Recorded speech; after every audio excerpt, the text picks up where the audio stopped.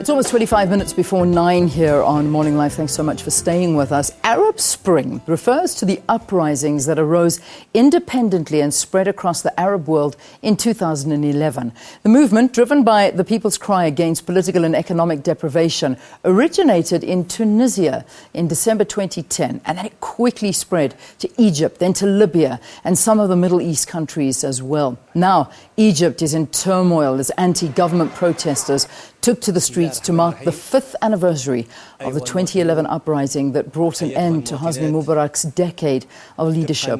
Joining us in studio now is Stephen Johnson. He's a researcher from Good Governance Africa. Good to have you in studio. Welcome to Morning Live. It's quite incredible when you actually read that was 5 years ago. I so remember sitting and watching this Arab Spring and the uprising of people standing in that square and pulling that statue down. I mean, this was a momentous occasion. But what have been the implications since then? Well, the implications, there's so many of them because it's across such a broad region. But if you go on a country-by-country basis, you can see countries like Tunisia, they've liberalized quite a lot. I mean, they're still struggling to get their democracy going, but they have taken great steps forward, as we see with the Tunisian National Dialogue Quartet winning the Peace Prize last year.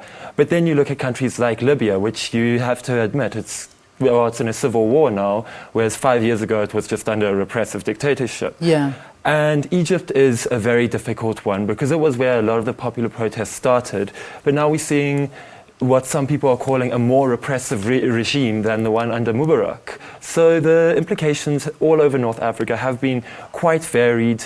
It's hard to give it a broad stroke and say this is what's happened. Yeah. The broad stroke, if we do give it one, and in general we look at the outcomes, and have the outcomes been positive though? Because, I mean, from the answer and the looks of these North African countries, some of the outcomes have been more negative for the people. You can definitely say that. If you look at how the Libyan population is suffering now under a fractured state, if you look at how the economies of North African countries, even Tunisia, where they've had protests in recent days, the police have recently been on strike, for a lot of places it has gotten quite a bit worse, or quite a lot worse, in the wake of the Arab Spring. And this is always a danger when you have mass protests and revolutions like this, that sometimes the wrong people do get into power and we don't see the progress that we'd like to. When we look at the heart of most of these protests that were taking place, it was against government's dominance. It was against corruption that these governments had within the countries. Have they learnt anything? Unfortunately, if you look at Egypt, unfortunately not. The military was very involved with Mubarak's government, a central pillar, and now the military is running the country without Mubarak, and the corruption hasn't gotten much better. I mean, people were protesting. A lot of the protesters were very young, and they were protesting for things like employment, healthcare, education, and these things have still not reached them. So I think it hasn't gotten a lot better for many of the countries, and a lot of the protesters haven't seen the result that they want to, which is a freer, fairer society. Yeah, it's amazing. I'm reading an article now as I speak to you. It's on the Washington Post, and they're talking about Egypt, but what they say is they give a big headline basically talking about Tahrir Square, and it's saying Cairo's Tahrir Square was once the symbol of the Arab Spring, 5 years later, and it's just a traffic circle. And that's the reality. So much has changed, but what has happened? And the thing is that you have to ask yourself, do these kind of demonstrations actually work?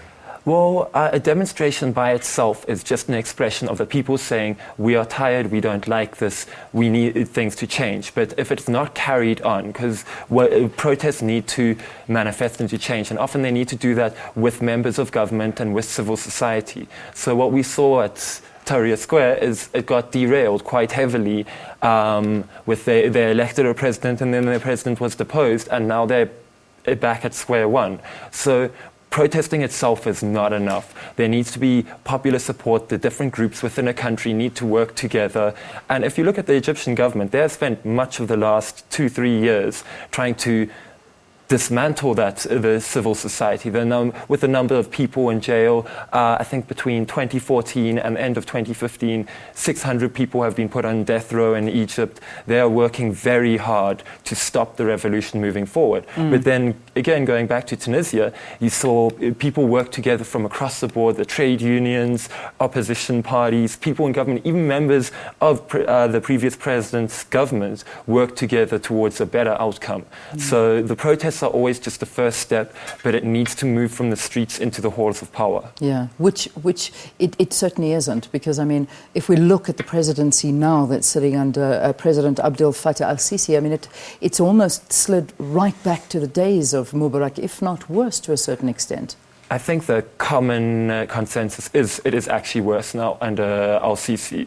It's not a freer society. The massacres that we saw during the 2013 overthrow of President Morsi, Egypt has taken several steps back into a more repressive society with a state that relies on its security services more than it relies on the will of the people or doing what is right for its citizens.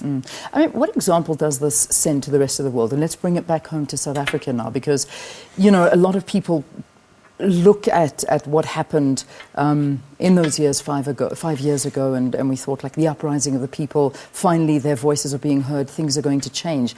Let's bring it here. We know that there are elections coming up, and with elections come demonstrations, and people take to the streets to voice their frustrations in many different and varying ways. But at the end of the day, do the communities actually get heard? Does their dissatisfaction become eased by doing this? This is quite a complex question, and on some levels, yes, communities do get heard, or groups do get heard. You can look at the Fees Must Fall movements of last year, where South African students said, we can't afford this, and their voices were heard. But unfortunately, if you go to a service delivery protest in rural South Africa, often that won't get heard, that won't get news coverage. So in some cases, and you can look at Fees Must Fall as a good example, especially with WITS, they were very well organized and they managed to do sustained protests. But for many South Africans, their voices aren't being heard through protest, which is a problem. But we are lucky in this country that we have a good space, we have a public space where dialogue like this can happen. If you look at Egypt and they didn't have the space where people could engage in dialogue, air their grievances. So when it exploded or when it happened all at once. Where South Africa, we are constantly talking about the issues. Every day you open the newspaper and we are talking about it, which gives me much hope, because there is a dialogue happening from the highest levels of government down to the regular citizen in the street. People have opinions, so I think that puts us in a very good place as a country. Well, that's how I think I'd like to close the discussion, to ask this question. I mean, we talk about things, coming out of Davos, and we have a look at how we say that something like the world's wealth is held in the hands of 62 people, which really shows how that gap between the rich and the poor is widening in a dramatic way, and not... I mean, we talk about everywhere, here in South Africa and the rest of the world. But an Arab Spring, could something like that happen here in South Africa? Or by you saying that the dialogue that we're constantly having is that thing that's stopping us from actually resulting in something like that happening? I don't think it's stopping us. I think one doesn't always have to have popular revolution to have change. I think it's giving us a way to speak about the problems. One can't say whether there's going to be a sort of South African spring, because if you look at North Africa, there were protests going on for many years before the Arab Spring happened. It just took that one catalyst and all of a sudden it spread across the region. But in South Africa, I think we're very lucky that people are engaged, and hopefully that those in power on either side of the fence will listen to the people and respond to that. And I think that the government will want to do what's right for its people, especially in the face of people are saying this. We need to change. We need jobs. We need healthcare. We need security. So I don't know if we're going to have a mass protest, or we probably will have protests, but whether it will depose the government is very difficult to say. These movements are often very finicky and hinge on tiny events, like a Tunisian fruit seller self-immolating himself, and then you have protests across a dozen countries. Let's leave it there for this morning. Stephen, thank you very much for talking to us. Thank you for having me. Stephen Johnson is a researcher at Good Governance Africa, talking to us about the anniversary of the Arab Spring. It's 5 years ago that we saw that Arab Spring happening, and then just taking a look at the consequences thereafter. Was it all worth it? That was the question we were looking at. Stay tuned. We'll see you after this.